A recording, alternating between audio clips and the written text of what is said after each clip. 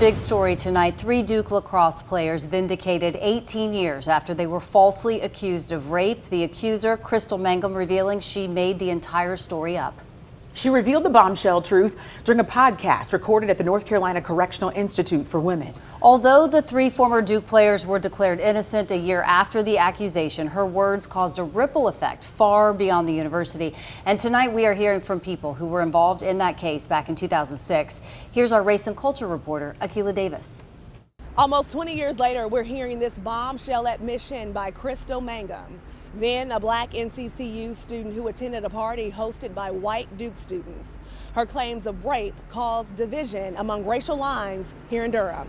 People took sides. If there's anyone who could take us back to Durham in 2006, I was mayor from 2001 to 2017. it's former Mayor Bill Bell. So I was mayor during the time of the Lacrosse incident. Bell was in his 3rd term at the helm of the Bull City, leading through much of downtown Durham's revitalization efforts.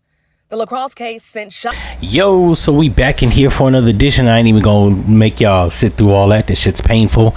I think I might have did a episode on, I think his name Brian Banks and several other dudes that was exonerated from false rape allegations. These were black men accused by white women. So I'm non-biased. I figure I'd do this one.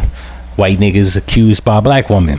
Now, whatever the color, I don't really give a shit about that. That's inconsequential. You know, it's a little bit more treacherous when it's white people, because it's like, bro, you considering the shit that black people has went through historically in this country, that just adds on to the bullshit. However, that's not the case in this case.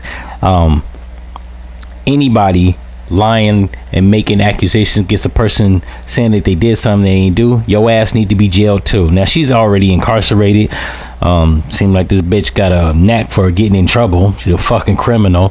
However, I'm not gonna demonize her, even though you can't help but notice the irony. She accused them and had made them go to trial.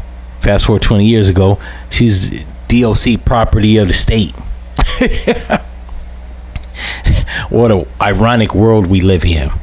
I'm not gonna say maybe she deserved to be where she's at, but I will say bitches be lying. I've said this in many podcast episodes that I've done, probably mostly in my audio podcasts, and even some of these YouTube videos where I've stated that women are natural born liars. Not all of them. Actually, no, let me take that back. All of them, include my mother and sister, right? Women lie when it's convenient.